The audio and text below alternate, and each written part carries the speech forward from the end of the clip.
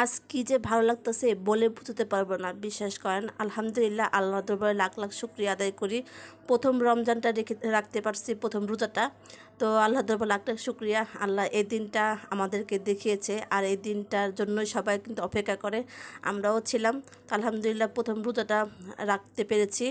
আর দুপুরবেলা রান্নাবান্নার জন্য প্রস্তুতি নিতেছি। দুপুরবেলা তো রান্নাবান্না করবো না, রাতের জন্য সেহরি খাওয়ার জন্য আমি একটু শিং মাছ রান্না করবো, একটু আলু দিয়ে।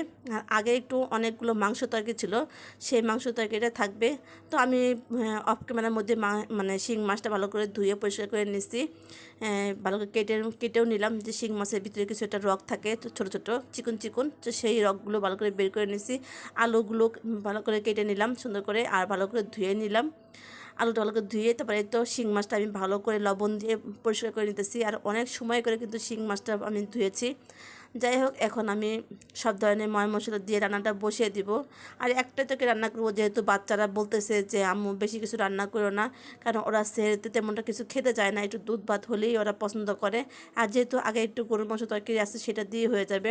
তোমার হাজব্যান্ডকেও জিজ্ঞাসা করলাম, তো সে বলল ঠিক আছে, তুমি তোমার মনের মতন করে রান্না করো, যেটা খুশি সেটাই রান্না করো। তো চিন্তা করলাম অপচয় করে তো লাভ নেই, তাই আমি শুধু একটা তরকারি রান্না করি। শিং মাছ দিয়ে একটু আলু দিয়ে একটু ঝোল করে রান্না করি, তাহলে হয়ে যাবে। তো শিং মাছটা আমি ভালো করে একটু কষিয়ে নিব। তো কষিয়ে রান্না করলে আমার কাছে আসলেই ভালো লাগে।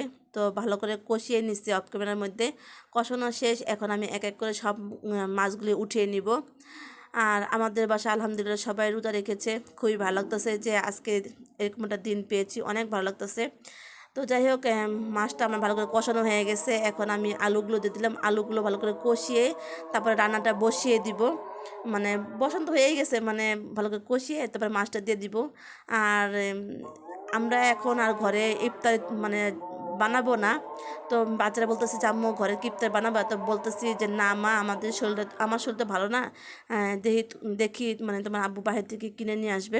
তো ওইটাই আলোচনা করতেছিল, পিছন দিয়ে ছেলে মেয়ে বলতেছিল।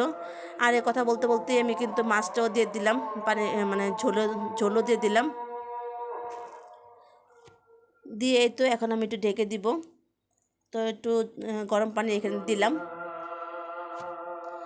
আর এই তো মোটামুটি আমার রান্নাটা প্রায় হয়ে আসছে। এখন আমি একটু ধনিয়া পাতা দিয়ে কয়েক মিনিট রেখে তারপর নামিয়ে ফেলবো। তো সেরির জন্য আমার রান্নাটা হয়ে গেল। শিং মাছ দিয়ে আলু দিয়ে একটু ঝোল পাকাইলাম। ইফতারের সময় হয়ে গেছে, খুবই তাড়াহুড়া করে তো তৈরি করতেছি।